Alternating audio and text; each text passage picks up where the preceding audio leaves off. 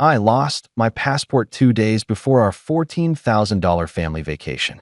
Mom just texted, "Honestly, we don't care. This trip will actually be better without you." Then my sister sent a photo. Oops, I hid it. My bad. I replied, "Good." Then I secured the house before they got back, and when they returned. My name's Jack. I'm 32, a head chef at a small bistro that smells like garlic and burnt sugar most nights. I'm the oldest kid, the one who books tables, fixes ovens, and sends calendar invites because nobody else will. I don't drink much. I live above the restaurant in a narrow apartment with a crooked window and a plant I keep forgetting to water. I save receipts in a shoebox. I label spices. People call me steady, reliable, boring, if you ask my sister Liv. 2 days before the family vacation I planned for a year, I walked into my mom's kitchen and found suitcases open on the floor. Sunscreen, sandals, brand new hats with a resort logo. The kettle was screaming. Mom was laughing at something on Liv's phone. I set a carton of eggs on the counter and said, "I'm doing breakfast burritos for the road. Anyone want mild or spicy?" Liv didn't look up. "Why are you here?" "Because we leave in 48 hours, I said. "And because the fridge is empty." Mom finally glanced over. Her smile faded into that thin line she saves for me. "Jack, we talked about this. Don't make a scene." A scene. I opened a drawer for foil, and it was full of sunglasses, tags still attached. I booked everything. I'm just. Liv sighed, loud and theatrical. "You booked it with our money too, remember? Group effort." I stared at her. "I covered the villa deposit, the flights, and the rental van. You sent me $20 for vibes." She rolled her eyes and slid her phone across the counter like she was dealing a card. The group chat glowed. My name was highlighted. Old messages. New ones. I caught a glimpse of my own texts from the night before, flight confirmations, packing list, airport time. Mom's voice cut through. "Honestly, we don't care. This trip will actually be better without you." The kettle clicked off. Time stretched. I wasn't sure I'd heard her right. Liv smirked. "She means the attitude." "You're exhausting, Jack." I looked at the burrito pan. Oil shimmered. My hands knew what to do. Whisk, pour, fold, while my chest went hollow. I swallowed. "Okay." The word tasted like steel. I turned off the flame, slid the pan to the cool burner, and nodded once. No yelling. No lecture. Just the quiet kind of hurt that lands and sits there. Mom reached for a beach tote. "Good. Don't make this about you." I wiped my hands on a dish towel. I stepped back from the counter and into the doorway. The kitchen hummed, the fridge, the kettle, the tiny rattle of spoons. Somewhere outside, a car alarm chirped, then stopped. I said, "Calm, we'll see." Liv's eyebrows lifted. "We'll see what?" I didn't answer. I left the eggs on the counter, walked out to the porch, and let the screen door close behind me. My phone buzzed in my pocket. I didn't look. I stood there, listening to my own breathing, to the soft tick of heat on metal, to the shape of what I already knew was coming. I grew up in kitchens, church basements, school cafeterias, uncle's backyard grills. Food was the way we apologized, and the way we pretended nothing was wrong. Dad left when I was 14. After that, I learned to turn groceries into rent, tips into textbooks, time into more time. Line cook at 16. Sue at 24. Head chef at 30. I like the rhythm. Prep list, fireboard, last table out, mop, silence. Family stuff never had rhythm. It was always improvisation and guilt. Mom's favorite line, "We're family. You owe us." Liv is 27, professional almost something. Influencer 1 month, dog sitter the next, wellness coach when she remembers her password. She burns through phones and promises. She has a talent for showing up exactly when the bill is due, smiling, and calling it teamwork. Money bled out of me in 100 small cuts. The temporary phone line I added for Liv that became permanent, groceries for Mom, until the disability check hits, even though it never came. Uber rides after midnight because Liv couldn't walk in those heels, ticket fees, emergency dental, one catastrophic vet bill for a dog Liv fostered for 3 days. Every time I tried to set a boundary, Mom sharpened her voice. "Jack, don't be dramatic." Or the classic, "If your father were here," she'd let that hang, like his absence was somehow my fault too. So when I found a villa discount last winter and started planning a trip, 7 days, beach, big kitchen, market within walking distance, I let myself believe it could be good. A reset. I put my tips in an envelope. I split double shifts. I built a spreadsheet with tabs, flights, villa, food, van, activities. I sent the link to our family chat with a simple, "We do this together." Liv replied with a string of palm tree emojis and, "Yes, chef." Mom said, "We'll see if we can swing it." I covered the deposit to lock the rate. Then I covered the airline sale because "we'll pay you back Friday" turned into "next Friday," turned into silence. By spring, the spreadsheet showed the truth. I had paid 80%. Mom had sent $300 total, 2 months late. Liv had sent $20 labeled Vibes, another $15 labeled Manifest. When I pressed, the chat filled with noise. "Mom, you make more than we do." Liv, "Exposure counts." "I'm going to tag the villa. You'll get followers." Me, "The villa doesn't take followers." Then came the passports. I reminded everyone to pull them out 2 weeks before departure. Mom said hers was somewhere safe. Liv sent a boomerang of her throwing bikinis into a suitcase.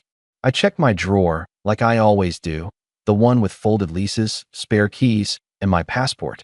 The envelope was there. I didn't open it. I just tapped it and went back to service. 2 days before we left, I stopped by Mom's to drop off travel-size sunscreen and granola bars. The suitcases were open. The kettle screamed. You know the rest. After I left the kitchen, I sat in my car with the door open and the heat slapping my face. My phone buzzed again. Group chat. "Mom, don't sulk. Your attitude ruins everything." Liv, "OMG, stop being weird. Just bring snacks and don't talk about budgets on vacation." I typed, deleted, typed again. I settled on, "Where's my passport?" 3 dots appeared. Disappeared. Came back. Liv, "Why?" Me, "Because we fly in 2 days." 20 seconds. Then a photo popped up. My passport, blue cover, half tucked under a stack of resort hats on Mom's counter. Liv had drawn a little heart on the image and added the caption, "Oops. I hit it. My bad." My fingertips went cold. "Where is it, Liv?" "Liv, chill. I didn't want you nagging everyone about boarding times. You can get it when we head to the airport. Keeps the vibes clean." Mom sent a thumbs up. I stared at the photo until the screen dimmed. I turned the brightness back up and stared some more. I took another breath. I called. Liv didn't answer. Mom did. She didn't say hello. "If you start drama about a booklet, we're leaving without you." "It's not a booklet," I said. "It's my passport." "Same difference," she said. "Stop controlling everything." I thought about the spreadsheet, about the deposit, about every time I'd paid and called it love. "Give it back," I said. "Calm." "Honestly," Mom said, voice bright like she was choosing wallpaper, "we don't care. This trip will actually be better without you." The call clicked off. I didn't move. A minute. 5. Somewhere a delivery truck beeped as it backed up. I watched a cloud slide behind the power lines and felt something inside me click into place. Not rage. Not even grief. Just a switch. At the restaurant that night, I burned 2 steaks. My sous took over the pass and made me sip water like I was the one in danger of overcooking. After service, I pulled my shoebox of receipts and did the math. Villa, paid by me. Flights, mine plus 3 one-ways for them because we'll reimburse. Van, mine. Activities, mine. Groceries fund, mine. The total looked like a slap. 14,000. My handwriting underlined it twice all on its own. I took photos of everything. I saved PDFs. I put copies in a folder called Truth. Then I went home, opened my drawer, and this time I opened the passport envelope. Empty. Just the faint rectangle where a booklet used to be. I sat on the edge of the bed and laughed once, a small dry sound. Then I stopped laughing and started making a list. The next morning, first thing, I texted the group chat. "Good." Liv replied instantly. "Good what?" Me. "Good that the trip will be better without me." Mom. "Finally, you're being reasonable." Me. "One more thing. Return my passport today." Liv sent a selfie with sunglasses on, tongue out. "Come and get it." So I did, but not for the reason they thought. I drove to Mom's with a locksmith I know from the bar next door. He's a regular. Eats fries with mayo. Pays cash. We stood on the porch while I explained, quietly, that I own the house. Title and taxes in my name since I refinanced it 2 years ago to keep Mom from losing it. They've lived there rent-free because I couldn't stand the idea of my childhood kitchen being empty. I had the deed in a manila folder if anyone wanted to see. The locksmith whistled. "Rough," he said. Then he rekeyed the front and the side door. I left keys with Aunt May across the street, the only person who ever brings a casserole when things explode, and with the property manager I hired that afternoon. I gave Mom and Liv new tenancy agreements. Simple, clear, due dates, boundaries. If they wanted to keep living there after they got home, they'd sign like adults. No more vibes. I boxed the valuables I'd bought: the TV, the espresso machine, my stand mixer that somehow migrated downstairs last year. I labeled each box and stacked them in my trunk. I left their things untouched. I took photos of everything I moved and emailed them to myself. Then I put a small safe on the top shelf of the hall closet and locked my important documents inside: birth certificate, chef's license, extra cash. I left a note on the closet door: mail is being held at the post office. Pick up with ID. On my way out, I checked the junk drawer for spare keys. For copies, I pocketed them. I left a polite printed notice on the fridge: new keys with Aunt May. See tenancy agreements. Jack. Before I started the car, I opened the group chat and dropped screenshots: every receipt, every ticket, every payment confirmation with my name in bold. I added a simple message: trip cost, $14,062. Current balance owed to me, $11,784. I'm not asking for it back. I'm telling you the truth. Liv, you're unhinged. Mom, you can't change the locks. This is my house. Me, it's my house. Title attached. Mail's on hold. Keys with Aunt May. Silence for a beat. Then Liv again. Where's my suitcase? We leave tonight. Me, in your room. Nothing of yours has moved. Mom called. I let it ring out. She called again from Liv's phone. I let that ring too. Then I typed one last thing: I'll be at work. If you want to talk, use words that aren't insults. I went back to the restaurant and did my job.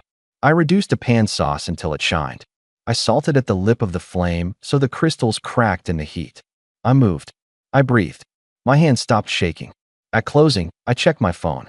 53 messages I didn't open. One photo I did. Liv, at the airport, eyes red, holding a copy of a lost passport form with a caption: look what you made me do. In the background, Mom was speaking to a gate agent like the agent owed her money. I typed, good luck, and put the phone face down. They went without me. They pieced together a plan: temporary passport, rerouted flight, fewer days at the villa. The chat went quieter, but not silent. Every few hours, a new complaint would land in my notifications like a fork dropped on tile. Mom, the van place won't release keys to me because the reservation is in your name. Fix it. Liv, the villa says primary guest must be present. Fix it. Me, no. Mom, you're being cruel. Me, I'm being finished. At work, I said the words out loud once to hear how they sounded. I'm finished. My Sue smiled like I'd finally taken a breath after years of holding it. I did the unromantic things. I froze the shared credit card I'd opened to build Mom's credit and paid it off myself so it wouldn't hang over me. I closed the phone line Liv never paid for. I took my name off the utility accounts I'd set up temporarily. I changed the Wi-Fi password at the house and left the new one taped to the router for when they signed the agreements. I put rent at half the market rate. Fair, kind, even, adult. Aunt May called. Proud of you, she said. They'll scream. Let them. They're on vacation, I said. Then they can scream at the sea, she said, and cackled like the kettle. Day 3, the food rep dropped off an extra case of tomatoes that were too soft for service, but perfect for sauce. I simmered them with basil and garlic until the room smelled like August. I jarred 6 quarts and wrote for May on 2 lids. I carried them across the street after closing. She opened the door before I knocked. You look lighter, she said, ushering me in. I changed locks, I said. About time. She poured tea. Your mother's been telling everyone you trapped them. I left keys with you, I said. She grinned. Oh, I know. I've enjoyed holding them. The villa manager emailed me a polite, we cannot check in any guest without the primary guest present. I replied with an equally polite, understood. Please release the remaining nights, as per policy. She did. The refund, small, partial, hit my card. I put it straight toward the house insurance I'd let slip while funding the dream. On the 4th day, photos hit the chat. Liv posed by a pool with a caption about toxic siblings and protecting your peace. Mom posted a sunset with a Bible verse about forgiveness underlined like it was aimed at me. I didn't reply. I made staff meal, fried rice with scraps of roast chicken, and taught the new dishwasher how to set up a station. He reminded me of myself at 19, hungry, careful, tired. I sent him home with leftovers and a pear cake that broke in the middle when I turned it out. That night, a different kind of message came in. Cousin Theo. We hadn't spoken in a year. Hey man, saw the Villa Saga. For what it's worth, I remember you paying for my suit for prom because mom couldn't. You didn't make a speech about it. You just paid. You're not the villain. I sat with that for a long minute.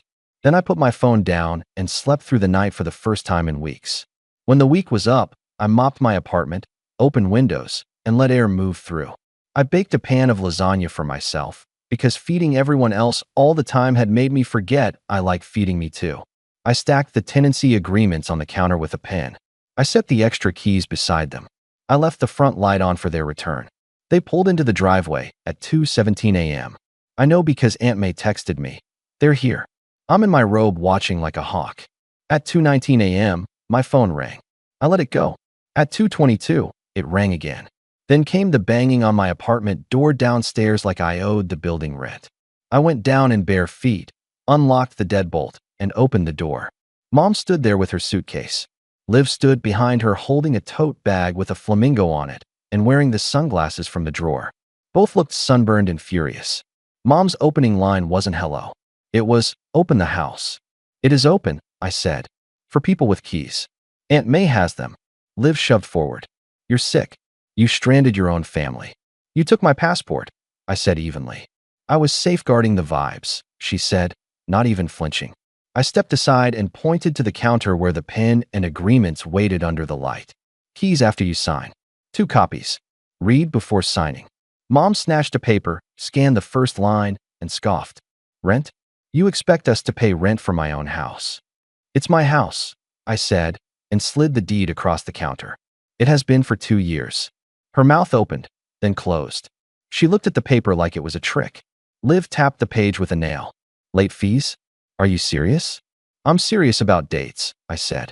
And about boundaries. Mom dropped the agreement back on the counter as if it burned.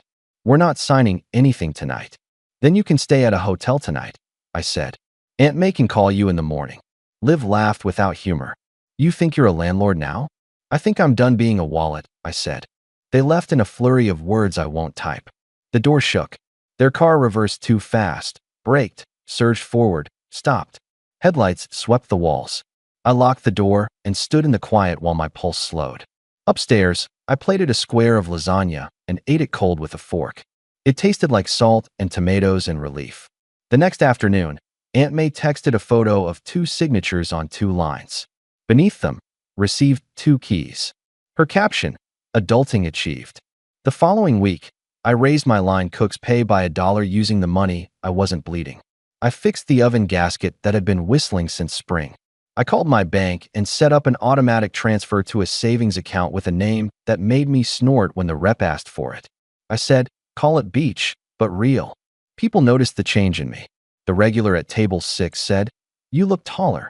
The produce guy said, whatever you're doing, keep doing it. The dishwasher asked if we could play music during prep. I said yes. And for an hour, every day the bistro sounded like a summer in a city I've never visited. Mom paid rent the first month, late. The second month, on time. Liv started bringing home actual pay stubs from a real job at a pet store. She dropped a Starbucks drink on the porch once with a sticky note that said, for the landlord. I left it there until the ice melted and then poured it on the basil plants out back just to see if coffee makes basil meaner. It does. I didn't block their numbers. I didn't unfriend anyone. I just stopped answering messages that weren't questions and stopped showing up to fix things I didn't break. One night, near closing, Liv came into the bistro alone. No sunglasses. She sat at the counter and ordered the cheapest pasta on the menu and water. I cooked it myself even though the line could have handled it. When I set the plate down, she said, soft. You really weren't coming to the airport, were you? No, I said. She looked at the steam and said, I thought you'd cave. I know, I said. She nodded. I'm still mad. I know, I said again. She forked a bite and chewed and then said, almost like a joke that wasn't a joke, do you hire dishwashers? I pointed at the sign I'd taped to the host stand that morning. We do. She didn't apply. But the next week, She sent me a photo of her first paycheck from the pet store and a text that read, "It's not much. It's mine." I typed good and hit send. Some endings don't feel like fireworks. They feel like a pan cooling on a stove. Quiet. Final. Useful again. I didn't get a beach this year. No easy mornings or lazy afternoons. No photos of my feet in the sand with a caption about gratitude. I got something else. I got my life back. It shows up in small ways. In the silence of my phone at 2 a.m. In the way my shoulders don't live up by my ears anymore. In the way I taste food again. Actually taste it, not just check for seasoning. In the plant on my windowsill that finally perked up because I remembered to water it 3 times in a row. Mom still thinks boundaries are disrespect. She says it with the same tone she used to say, "Eat your green beans." But she signs the agreements. She writes rent in the memo line. She knocks before she comes upstairs. Sometimes she stands on the porch with a bag of oranges and looks like she's going to apologize. She hasn't yet. I don't need her to. Liv is still Liv, loud, slippery, allergic to calendars. But she doesn't have the house key that opens everything anymore. She texts me dog photos with captions that sound like full sentences. She pays her share of the Wi-Fi from an account with her name on it. She told me once, "You're different now." I said, "No, I'm the same." You're seeing the part that says no. Aunt May brings me gossip like it's a bouquet. She also brings back my Tupperware, which is love in a language I understand. Sometimes I think about the photo, my passport under the hats, that heart drawn on it. I used to see proof of malice. Now I see a diagram. That heart covered my life. It was cute. It was theft. It was both at once. But it taught me the lesson everyone keeps writing on mugs and magnets that never landed for me until now. You can care and still close a door. The moral is not complicated, and it isn't poetic. It's a kitchen rule. Hot pans look like cold pans. Handle everything carefully. If you get burned, you run it under water, you learn, you don't put your hand back on the same metal. I won't be used. I don't fund disrespect. I don't beg to be included in rooms where people celebrate excluding me. I don't explain receipts to adults who like to call money vibes. I cook. I pay my bills. I answer calls that are questions and hang up on insults. I keep spare keys with the person who has earned them. I'll take a beach one day, on my own dime, with people who say please and thank you and mean it.